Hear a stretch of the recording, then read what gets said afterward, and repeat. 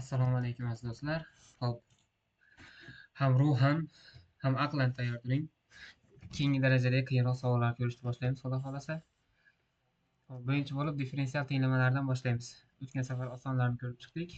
Endi differensial tenglama ishlashni ko'ramiz. Differensial tenglama ishlashga biz bu yerda dars qilganmiz. Qani? Mana Pythonda differensial tenglamalarni sonli yechish deb yoki Telegramga ham tashlangan bu narsa. Pythonda differensial tenglamalar sonli yechishni eng bir usulini ko'rish uchun. Hop, buni ishlashdan avval shuni ko'rib chiqishda maslahat beraman, analog'i. Xullas shuni ko'rib chiqing, bo'lmasa hozirgi darsimizni ko'rib tushunmasligingiz ham mumkin, lekin iloji boricha tushuntirishga harakat qilaman. Biz ideyamiz nima? Biz ideyamiz mana bizda hop qanaqadir xoslan tarifi bo'yicha olsak, limitsiz yn plus 1 minus yn taqsim xn plus 1 minus xn bu xoslarga teng bo'lardi, ya'ni y ishtirak x ga teng bo'lardi. Endi xn plus 1 minus xn o'zgarmas delta x desak, yn plus 1 topsak, yn plus y ishtirak xn delta x ga teng bo'lardi.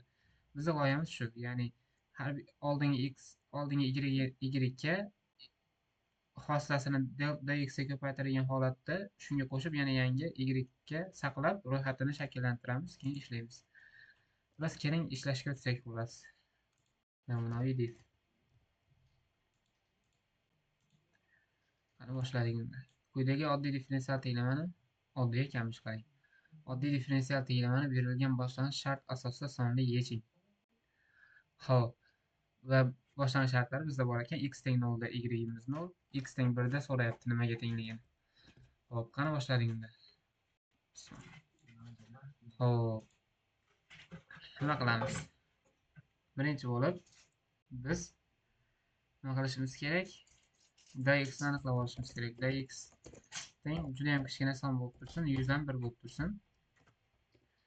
Xo'p, keyin boshlang'ich shart berilgan x teng 0 da degan, y teng nima necha degan? Y teng 0 degan. Xo'p, endi biz nima qilamiz? X'lar degan ro'yxat shakllantirib olamiz. X'lar va y'lar degan ro'yxat shakllantirib olamiz. Bu ro'yxat ana shu yechimni, sonli yechimni o'zida saqlaydi. Va biz while dan foydalanishimiz mumkin. While qachonki x'imiz, masalan, grafikni chizmoqchi bo'lsak yoki qiymatlarni topmoqchi bo'lsak, keling masalan 5 gacha olib turamiz. While x'imiz kichkina bo'lsa 5 dan, kichkina yoki teng bo'lsa 5 dan nima qilamiz? Y ni teng deymiz, y plus. Hozir bu yerdan y shtrixni topsak, x minus tangens x bo'ladi, to'g'rimi? X minus tangens x. Endi dy ni topsak, x minus tangens x dx bo'ladi. Xuddi shu formulani kiritamiz. X minus tangens x minus np nuqta numpyni keyin chaqirib olaman, tangens x va dx ko'paytirilgan dx. Bu yerda numpy chaqirib olaman. Numpy is np deb. Hop, har safar y ga mana bu haligi formulamizni, ko'rsatgan formulamizni qo'yapman. Mana y shtrix mana shu bo'lyapti. Nariga berilgan shartdan topyapman. Delta x va dx qo'yapman va eski y ga qo'shib buni yangi ro'yxatga saqlayapman. Undan oldin nima qilaman? xlar nuqta append x qilib olaman va y'lar nuqta append, ya'ni men ana shu ro'yxatlarga qiymatlarni qo'shyapman. Nuqta append y qilsam, ana shu x va y ni dastlabki qiymatini saqlaydi. Keyingi siklda hozirgi hisoblagan y ni yana mana bu x y ni bunga saqlab ketadi. Va endi x ga delta x qo'shib qo'yaman, x plus delta x. Agar buni qo'shmasak, tekis siklga tushib qoladi. Bu narsa ekvivalent bo'ladi x teng x plus dx ga. Bo'ldi. Keling endi uni grafikini chizishimiz kerak. Grafik chizish uchun nima qilamiz? Matplot chaqirib olishimiz kerak. Matplotlib.pyplot splt. Hop, grafikni chizishni boshlaymiz. plt.plot nima qilamiz? X'lar bilan y'lar orasidagi bog'lanishni chizamiz. Va uni ko'rsatib qo'yamiz. Bitta ishga tushirsak, mana grafik chiqdi mana. Bizning grafikimiz shunaqangi ko'rinishda bo'lar ekan. Biz juda ham g'alati ekan. Xo'p, bizning grafikimiz shunaqangi ko'rinishda chiqdi. Endi bu y da funksiyasi. Agar buni xohlasanglar tekshirib ham ko'rishimiz mumkin. Rostdan ham shunaqa bo'ladimi? Desak yo'q.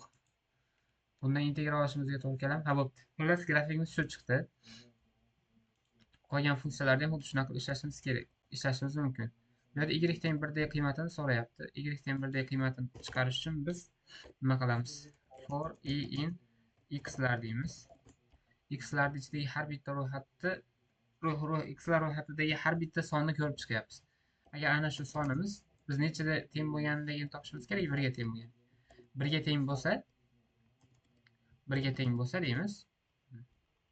Shuni range len x'lar qilaydi. Range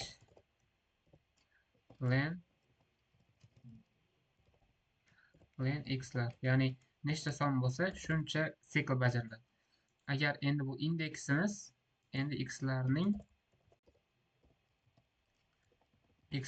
inch elementi 1 ga teng bo'lib qolsa, shart yozmoqman. 1 ga teng bo'lib qolsa, demak inch elementi x'larda inch elementini, ya'ni ana shu x'larda inch elementi 1 ga teng bo'lsa, bironta, ya'ni ana shu y'ning inch elementi bizda ana shu 1 ning y'dagi qiymati bo'ladi. Demak biz nima qilamiz? Print deymiz, y deymiz. Lekin bu narsa ishlamasligi ham mumkin. Nimaga? Qiymati chiqmadi, chunki bironta ham qiymati 1 ga aniq teng bo'lmasligi mumkin.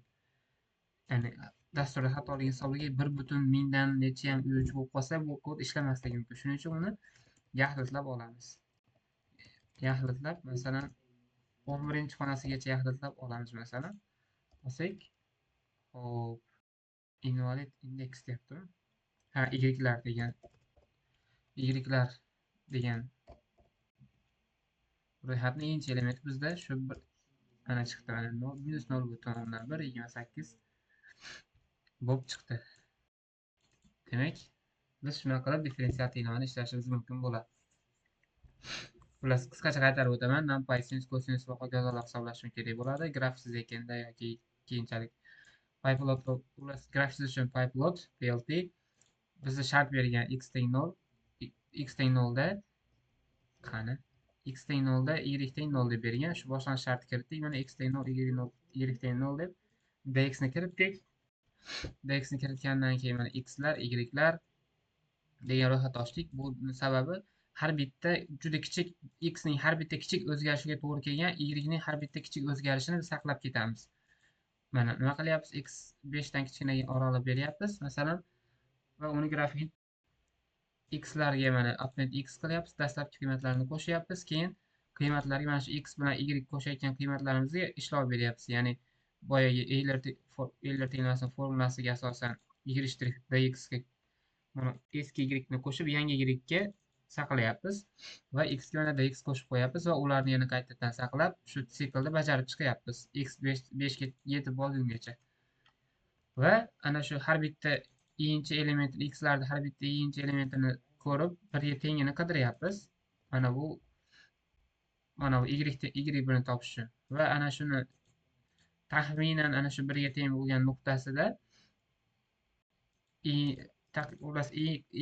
x'larning qaysi bitta ro'yxat, x'lar ro'yxatining qaysi bittasi 1 ga teng bo'lib qolsa, ana shuningcha y ni ham xuddi shu y'inchi elementda ana shu 1 ga to'g'ri keladigan y ni qiymati bo'ladi.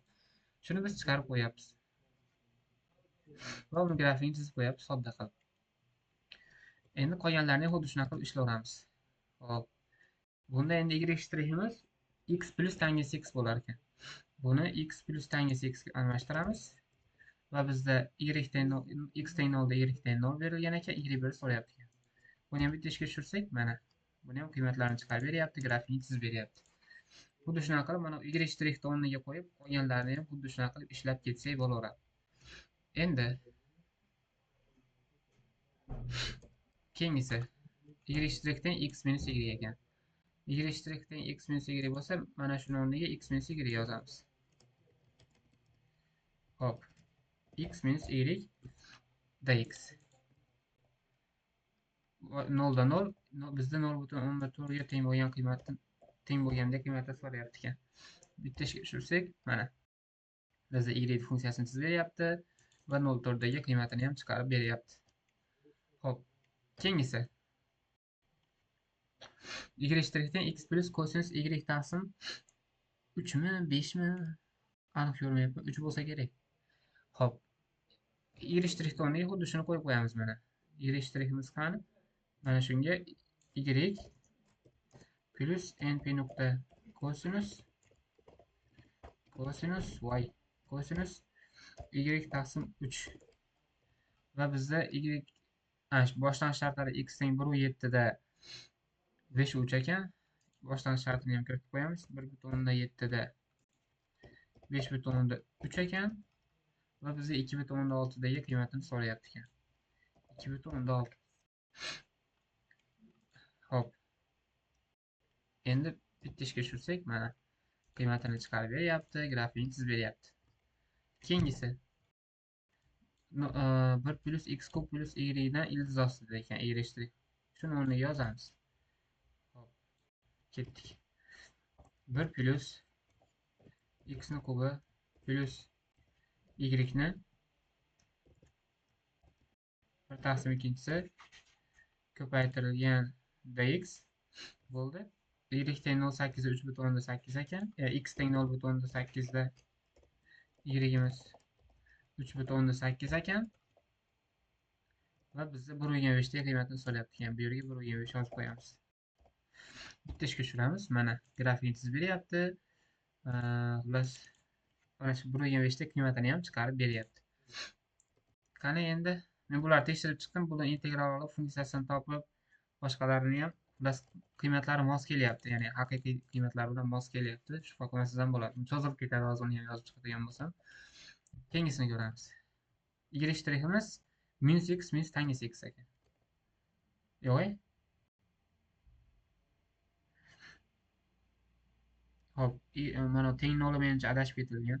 Minus tangisi x minus x ekan. Buni ham yozamiz. Hop, bitta qavs qolib ketmabmi? Ha, yo'q, to'g'ri. Hop, endi minus x minus np nuqta tangens x. Hop, 0 dan 0 ekan. 0 da 0 ekan. 1 da qiymatini so'rayapti ekan.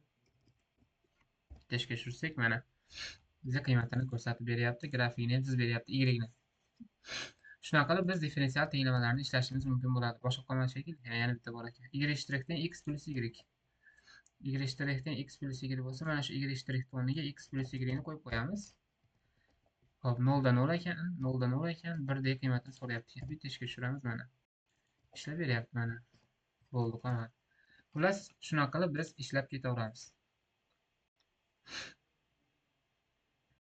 Endi sizlarga har qanaqangi funksiyanikini ishlab bera oladigan qilib beraman. Masalan, qaranglar.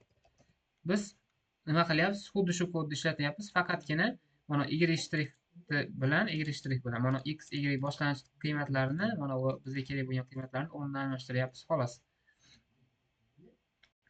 Hop, bu yerda mana shu y' ni biz yx deb belgilaymiz. Va uni funksiyasini x ga bog'liq deb funksiyasini ochib olamiz. Masalan, return deymiz. Biz qaysini ko'ryapmiz hozir? X